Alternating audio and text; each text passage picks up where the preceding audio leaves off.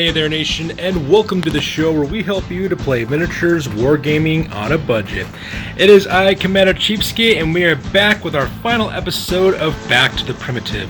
This was a series that is dedicated to the assembly, designing, and painting of our studio's 3,000 plus point Lizardmen Army for Warhammer Fantasy.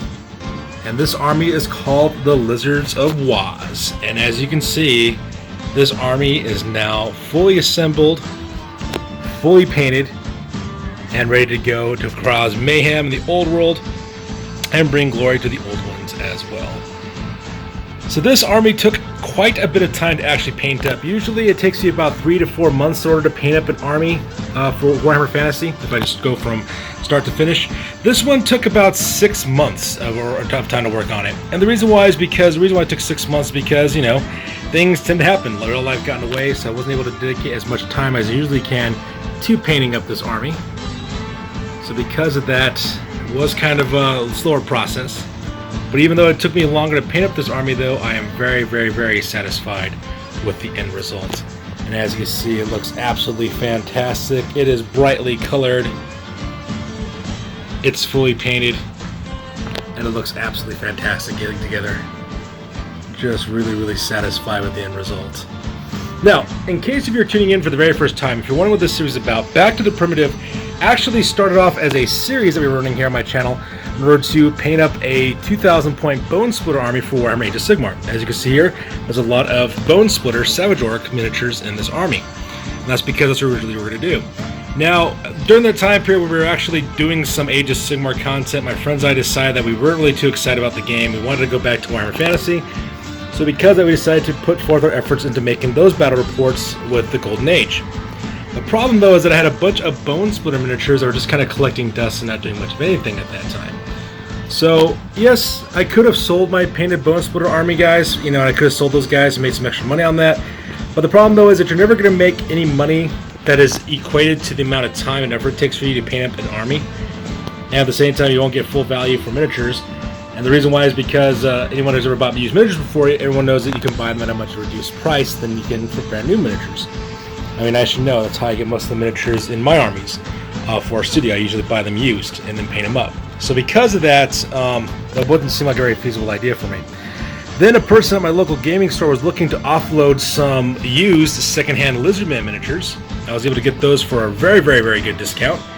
And I decided to combine some leftover Goblin miniatures that I had with the Lizardman miniatures that I bought, as well as the Bone Splitters, to make this very unique looking army.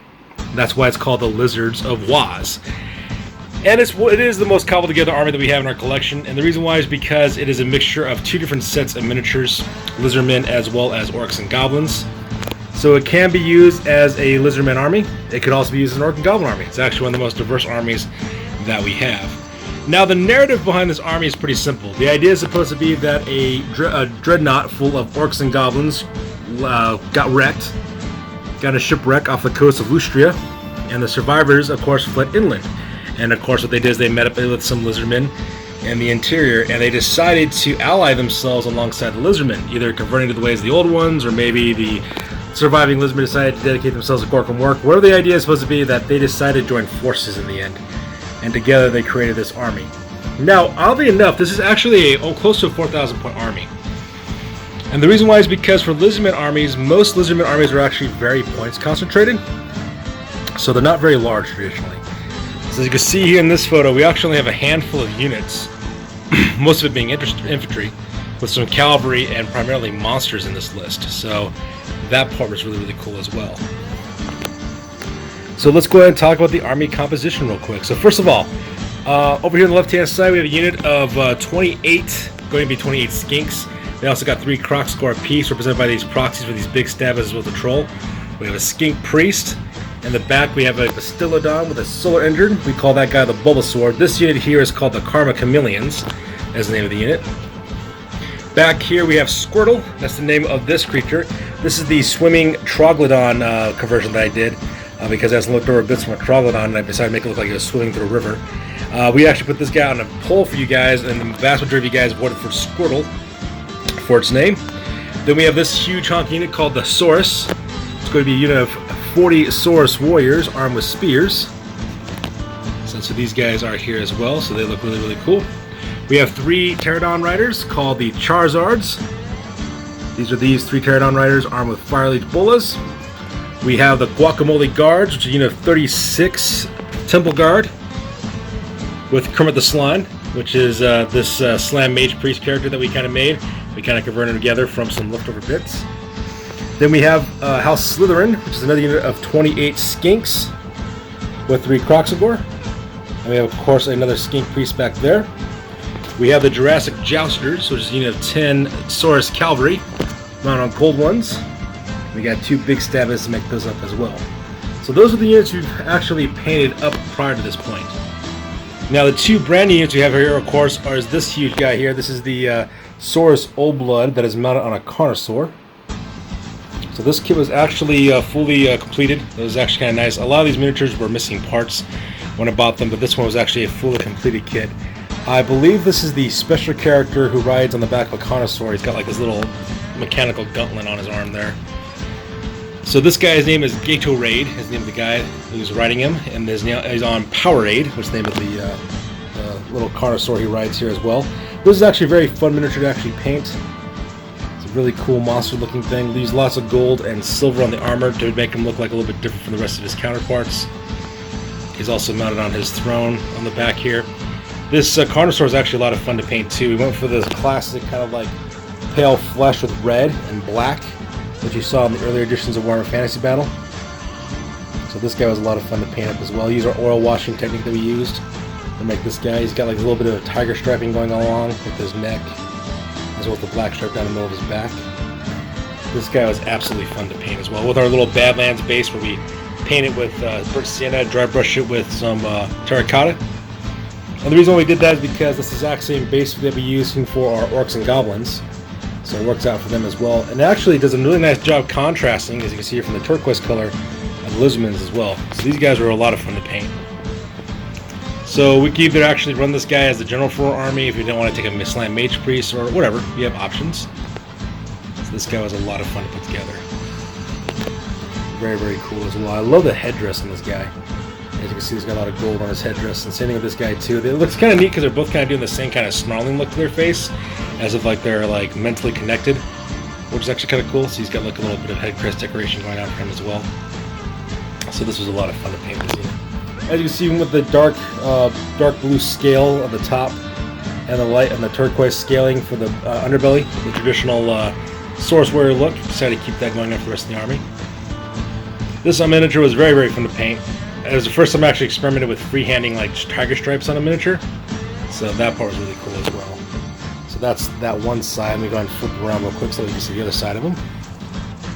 Bam, so you can see there. So there you can see a little more of that tiger striping with the red on the pale flesh, as well as the black on the red. So this was a lot of fun to put together and to assemble.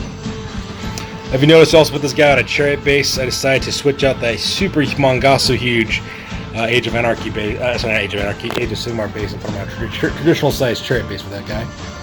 So that was kind of nice. The original base for this guy, I think it was supposed to be this honking huge one, but I used that for the Swimming Troglodon conversion that I did, using some green stuff on the sides there. And that's Bulbasaur. It kind of made him look like the Pokemon character. Now, if you're wondering what this huge honking thing is right here, this is actually Velocirex, I think that's the name of the creature. This is actually a Reaper Minis miniature made from the Bones series, which is basically a series of 3D printer resin miniatures that they actually put together for the Bones series. I actually absolutely love Reaper Minis Bones line, and the reason why is because of one reason: the price. The Bones miniatures are extremely cheap. I mean, you can get like most 28mm size miniatures for like a couple of bucks, like $2 or $3. This larger one, for example, I think I got it for like $15. And something like this from Games Workshop can easily be anywhere from $50 to $100 just from the scale of it alone. So you can see here the wings are actually kind of flimsy because it's actually made out of printer resin, like I said before. Now the reason why I went with this dragon miniature is because I originally bought this dragon miniature to actually be the wyvern that the Orcs and Goblins can use. That's what I decided to do for this guy. So I decided not to attach the arms on the miniature instead, so that way it's more serpentine looking, because wyverns in Warhammer Fantasy Battle are basically serpents with wings, giant serpents with wings. And I wanted to keep that look up with the legs. As you can see here, we got a little Badlands base going on. It also came with like this pewter tree that came with it as well. And the reason why is because, as you can see here, the miniature is actually very flimsy, so this tree you actually use as a form of support to kind of keep the miniature upright as well. Now, we could actually run this as a wyvern if I want to for my orcs and goblins armies, or I could actually run it as a new miniature called a Coatl is what it's called. Now, if you guys have been watching our channel for a while now, you've been I've been reviewing the Warhammer Armies project by Matthias Eliasson. It's a blogger site that actually makes independent army books for different armies and factions that don't have official books in the Warhammer Fantasy world setting. And he's also made a series of 9th edition rules for Warhammer Fantasy Battle, and I've actually gone over those rules, and my friends and I are actually thinking about trying a couple of those battle report out. We think it'd be really cool. Well, in the 9th edition of the army book for Lizardmen, you have a miniature called a Coatl, or basically a flying serpent. And so that's exactly what we decided to do with this guy. So as you can see, we actually kind of painted up in the traditional dark blue, as well as turquoise soft underbelly, dark blue for the harder scales on the outside. We use orange as a nice contrasting colors for the fins along the head, as well as the membranes of the wings. And of course, picked out his bone detail with his claws and stuff with khaki paint and things. Gave him the nice Badlands base to contrast with it. The Coatl in the 9th edition of Warhammer Fantasy Rules is basically a flying monster. It could be used as a mount for skink characters. It also has great elemental magic in terms of lightning attacks. And Lore of Heavens, I believe, is what it ends up using. So it's really, really cool. So I can run it as that monster for 9th edition, or I can run it as a wyvern for a orc and goblin army if I wanted to. All I gotta do is just take a little orc player, just put him right here on the top. Or I could actually run him as a Dread Saurian for Warhammer 8th edition if I want to, using the Forge World miniature rules. Pretty much it's open bag for this guy. I can use him for whatever I want because I don't play in tournaments. Well, actually, one of my commenters I actually got was from one of our viewers. He's like, Commander Cheapskate, this is cool and all, but you might not be able to put this in a tournament just because there's so much proxying going on, the goblins being skinks or the skinks goblins, that kind of thing. And I didn't understand his concern. I agreed with him. I was like, oh yeah, I know I can't use this for tournaments, not really. But I don't really play in tournaments, like ever. I'm more of a basement war gamer. I just kind of play with my friends and my gaming groups, so my gaming group's totally cool with it. I'm totally cool with it as well. So no harm, no foul. So yeah, this is my army. The Lizards of Waaaghz, all fully completed in its awesome glory. Our last two big monsters were this guy, Powerade and Gatorade. And they look really awesome together. And of course the Coatl. Don't have a name picked out for this guy yet. I might have to go back to the polls with this one for you guys. Actually, I might put a little poll on there, have you guys vote for that guy, because the poll system works really, really well on our channel. We got some great names. We actually named a couple of Necromunda gangs with that. We got the Troglodon Squirtle named because of it. So who knows? The future is wide open on this miniature. So it'll be kind of cool to see exactly what we do with this guy. I just put him like that so that you guys can see him better.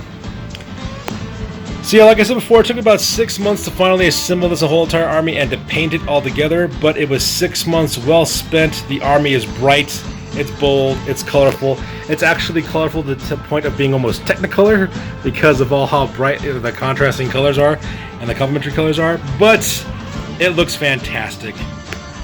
And I can't wait to see exactly what this army brings when we throw it down on the tabletop. In fact, my plan here after I get done doing my Stormcast Eternal Battle reports is to actually put this army through its paces and fight every single army in our collection, our studio's collection, to see exactly how it stands up. So there you have it, guys. This is the very last episode of Back to the Primitive. It took us a long while to finish that series, but now our army is fully completed and just absolutely happy. So that's good for this week, guys. As always, please feel free to like, comment, and or subscribe. Your guys' input is valuable to us as always. Also check us out on Facebook, Instagram, as well as blogger.com for all the latest, greatest hobby news related to our channel. That's good for this week, guys. You guys take it easy. Peace out and stay classy.